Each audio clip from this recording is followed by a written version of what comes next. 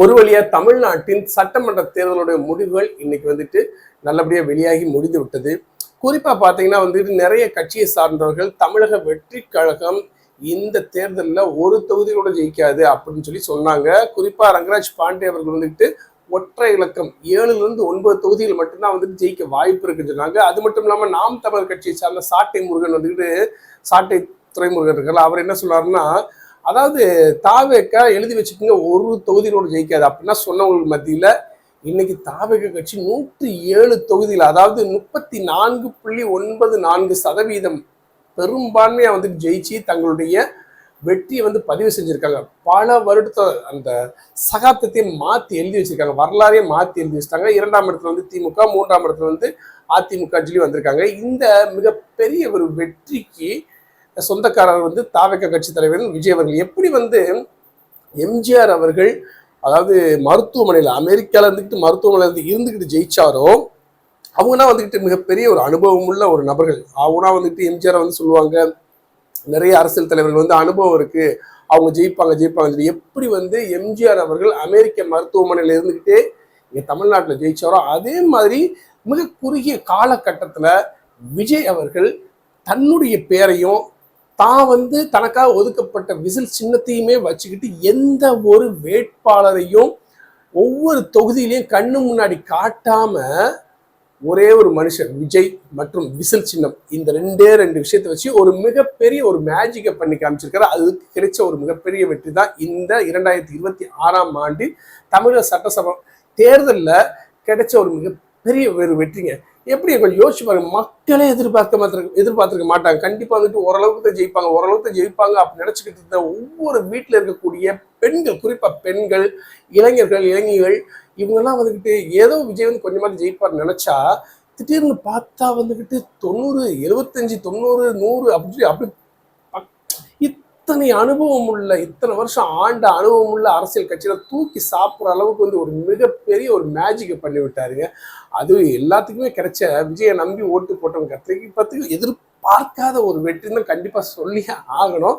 அதுக்கப்புறம் வந்துட்டு பாத்தீங்கன்னா இந்த வெற்றினா வந்துட்டு யார் எதிர்பார்க்காத வெற்றி, மாபெரும் வெற்றி, எல்லா பேருமே சந்தோஷத்துல இருப்பாங்க. அதுக்கப்புறம் ஒவ்வொருத்தரும் வாழ்த்துக்கள் சொன்னாங்க. நான் ரொம்ப எதிர்பார்த்தது வந்து சில ஸ்டார்ஸ், மெயினான சினிமா ஸ்டார்ஸ், அதுக்கப்புறம் விளையாட்டு வீரர்கள், அரசியல் ஜாம்பவான்கள்லாம் வந்துட்டு வாழ்த்துக்கள் சொல்லுவாங்கன்னு பார்த்தா அந்த அடிப்படையில் பார்த்தா பவன் கல்யாண் வந்துட்டு முதலா வந்து வாழ்த்து சொல்லிட்டாரு. தெலுங்கு ஆந்திராவில் இருக்கக்கூடிய துணை முதல்வர் பவன் கல்யாண் வந்து முதலாவது வாழ்த்துக்கள் சொல்லிட்டாரு. சூப்பர், உண்மையிலேயே வந்துட்டு நீங்க வாழ்த்து பெற்றதுக்கு உண்மையிலே மிகப்பெரிய ஒரு வாழ்த்துக்கள் அப்படிங்கிற விஷயத்த சொல்லிட்டாரு. அதுக்கப்புறம் யார் சொன்னா தெரியுமா, நம்மளுடைய பிரதமர் நரேந்திர மோடி இருக்கார் இல்லையா, அவர் வந்து மோடி அவர்கள் வந்துட்டு சொன்ன ஒரு வாழ்த்து வந்து உண்மையிலே செம்மையா இருந்துச்சு. அதாவது உங்களுடைய வெற்றிக்கு என்னுடைய வாழ்த்துக்கள், அது மட்டும் இல்லாம என்டிஏ அழைக்கப்படக்கூடிய எங்களுடைய கூட்டணி உங்களுடன் எப்பவும் துணை நிற்கும். அதுலயும் ஒரு அரசியல் பண்றாரு, உங்களுடன் எப்பவுமே துணை நிற்கும். தமிழ்நாட்டின் வளர்ச்சிக்கு வந்துட்டு அதாவது எங்களுடைய சார்பில் உங்களுக்கு என்னென்ன சப்போர்ட் வேணுமோ எல்லாத்தையும் நாங்கள் செய்யறோம் அப்படிங்கிற விஷயத்த சொன்னாரு. யாரு? நம்மளுடைய பாரத பிரதமர் மோடி அவர்கள் சொன்னாரு.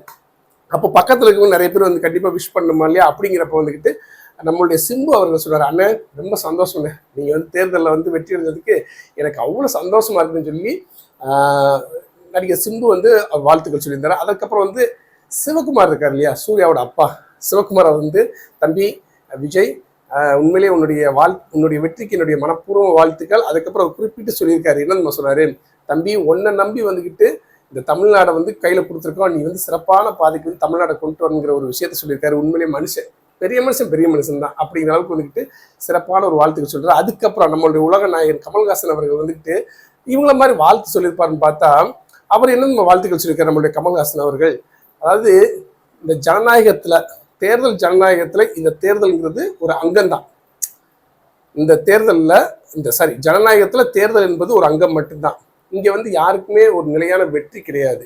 அது போக வந்துக்கிட்டு திமுக தலைவர் ஸ்டாலின் அவர்கள் அவருடைய தோல்வியால வந்து அவர் தோண்டு போகக்கூடிய ஆளும் கிடையாது, வெற்றியில வந்து திளைக்கக்கூடிய ஒரு ஆளும் கிடையாது. அவர் மீண்டு வருவார் அப்படிங்கிற ஒரு விஷயத்த சொல்லியிருக்காரு. அதாவது இது வந்து வஞ்ச புகழ்ச்சி அணின்னு சொல்றதை காட்டிலும் இது எப்படிப்பட்ட ஒரு அணியில சேர்க்கறதுல, அதாவது உண்மையிலேயே வாழ்த்துறாரா இல்லை வாழ்த்துற மாதிரி வந்துக்கிட்டு திட்டுறாராங்கிறது இங்க தெரியல.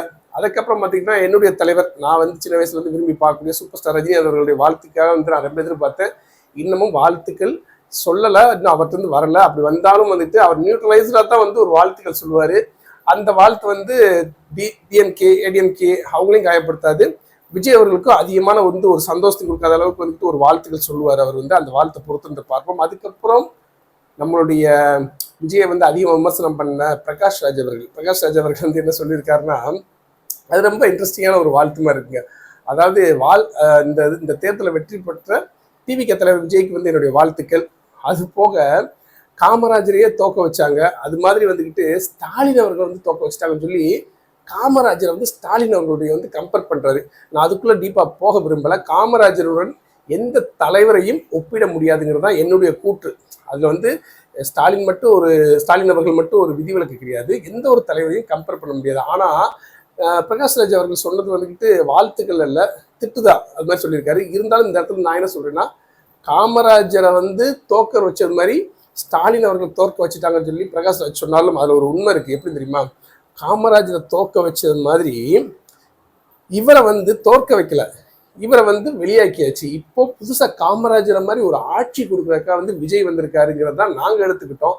அதனால வந்துட்டு இனி வரக்கூடிய 5 ஆண்டுகள்ல கண்டிப்பா வந்துக்கிட்டு நம்முடைய தமிழ்நாடும் தமிழ்நாட்டு மக்களுக்கும் ஒரு பொன்னான ஒரு காலம், வசந்த காலம், ஒரு புதிய விடியை நோக்கி நம்ம வந்து பயணிக்க ஆரம்பிச்சிருவோம். எனக்கு நம்பிக்கை இருக்கு. ஏன்னா வந்து அப்படிப்பட்ட ஒரு வெற்றி இங்க வந்து இந்த வேட்பாளர் ஜெயிச்சிட்டாரு, அந்த வேட்பாளர் ஜெயிச்சிட்டாரு, தாவேக்கா தரப்புல இருந்து இந்த வேட்பாளர் ஜெயிச்சிட்டாரு, தாவேக்கா தரப்புல இருந்து இவர் பயங்கரமா ரவுடிசா பயங்கரமா குண்டர் கும்பல் இவர் ஜெயிச்சிட்டாரு, தாவேக்கா தரப்புல இருந்து இவர் பெரிய அப்படிப்பட்ட அப்படின்னா ஜெயிக்கல.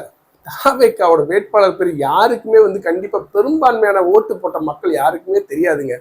அதுதாங்க அவங்களுடைய பெரிய பலமே. விஜய் அவர்கள் வந்து மனசுல ஒவ்வொரு வாக்காளர்கள் மத்தியிலையும் பதிய வச்சது விசில் விசில் விசில். நீங்க நேரா வாக்குச்சாவடி போங்க, அங்க தேடி பாருங்க, விசில் சின்னம் இருக்கும். அந்த விசில் சின்னத்துல வந்து நீங்க ஓட்ட போடுங்க அப்படிங்கிறது தான் சொல்லி சொல்லி சொல்லி வளர்த்துறோம். அதனால வந்து எந்த ஒரு தாவேக்கா வேட்பாளர் ஜெயிச்சாலும் அந்த வெற்றி வந்து அந்த வேட்பாளரை போய் சேராது. அந்த வேட்பாளரை ஒரு சில சதவீதம் வந்து சேரும். ஆனா முழு வெற்றிக்கான ஒரு பலன், ஒரு பயன், காரணம் யாருன்னு கேட்டா அது வந்து விஜய் அவர்களை தான் சாரும். அந்த அடிப்படையில் வந்து தாவேக்கா ஒரு மிகப்பெரிய ஒரு வெற்றியை பெற்றிருக்கு. அந்த வெற்றிக்கு முழு சொந்தக்காரர் விஜய் அவர்கள். எங்களுடைய தமிழகம், தமிழ் மாநிலம், தமிழ்நாடு இனி வரக்கூடிய 5 ஆண்டுகள்ல முதல் 2 ஆண்டுகள்லயே ஒரு மிகப்பெரிய மாற்றத்தை நோக்கி பயணிக்குது. இந்த வெற்றி தாவேக்கா தரப்புல இருந்து கிடைச்ச வெற்றி இல்லைங்க. தாவேக்கா தரப்புல முயற்சி பண்ணாங்க, அதுக்கு உழைப்பு போட்டாங்க. மக்கள் கொடுத்த ஒரு மகத்தான பரிசு தான் வந்து இந்த தேர்தலில் தாவேக்கா பெற்ற வெற்றி அப்படிங்கிறது தான் வந்து வாக்கு போட்ட ஒரு மனுஷன் நானும் சரி, என்னை போன்ற பல மக்களும் சரி, வீட்டில் இருக்கக்கூடிய ஒவ்வொரு இளைஞன் இளைஞி, ஒவ்வொரு பெண்கள் மற்றும் மாற்றத்தை நோக்கி செயல்படணும், மாற்றத்தை விரும்புகிற அத்தனை பேர்த்துக்கும் வந்து இந்த வீடியோ சமர்ப்பணம். ஸோ கூடிய சீக்கிரம் அடுத்த அவருடைய செயல்பாடு எப்படி இருக்க போகுது, அவர் பதவியேற்கிறதுக்கு முன்னாடி என்ன பேச போறாரு விஜய் அவர்கள், அவங்க வேட்பாளரோட எப்படி பேச போறாரு அப்படிங்கிற விஷயத்தெல்லாம் வந்து தொடர்ந்து வந்து நான் கண்டிப்பாக உங்ககிட்ட ஷேர் பண்ணுவேன். ஸோ இந்த எலெக்ஷன்ல நான் நினைச்ச மாதிரி ஒரு மாற்றத்தை நான் விரும்பினேன். இந்த கட்சி தான் வேணும், அந்த கட்சி தான் வேணும் இல்லாமல் 2 கட்சிக்கு கொஞ்சம் ஓய்வு கொடுப்போமே, ஓய்வு கொடுத்துட்டு ஒரு புதுசாக ஒரு கட்சியை நோக்கி நம்ம வந்து பயணிக்கலாம் அப்படின்னு நினைச்சேன். அதே மாதிரி இந்த ஒரு புது மாற்றத்துக்கான ஒரு பலனா வந்துக்கிட்டு தாவேக்கா வந்து ஆட்சி அமைச்சிருக்காங்க. ஸோ பொறுத்திருந்து பார்ப்போம் எப்படிப்பட்ட மாற்றங்கள்லாம் வந்து வரும் சில ஆண்டுகள் நடக்க போகுது. அதுக்கேற்ற மாதிரி வந்துட்டு தன்னுடைய புது கட்டமைப்பை வந்து எப்படி உருவாக்க போறாங்கிறது தமிழக முதலமைச்சர் திரு விஜய் அவர்கள் எப்படி யோசிக்க போறாங்கிறத பொறுத்து பார்ப்போம். அதை பற்றி தகவல் அடுத்திருந்தா கண்டிப்பாக உங்கள்கிட்ட ஷேர் பண்ணிக்கிறேன். நம்மளுடைய வீடியோ பிடிச்சிருந்தா மறக்காம லைக் போடுங்க. நம்ம பாமுத்துக்கு யூடியூப் சேனலை மறக்காம சப்ஸ்கிரைப் பண்ணி விடுங்க. இந்த தகவல் பிடிச்சா உங்க நண்பர்களுக்கு ஷேர் பண்ணுங்க. மீண்டும் ஒரு தகவலுடன்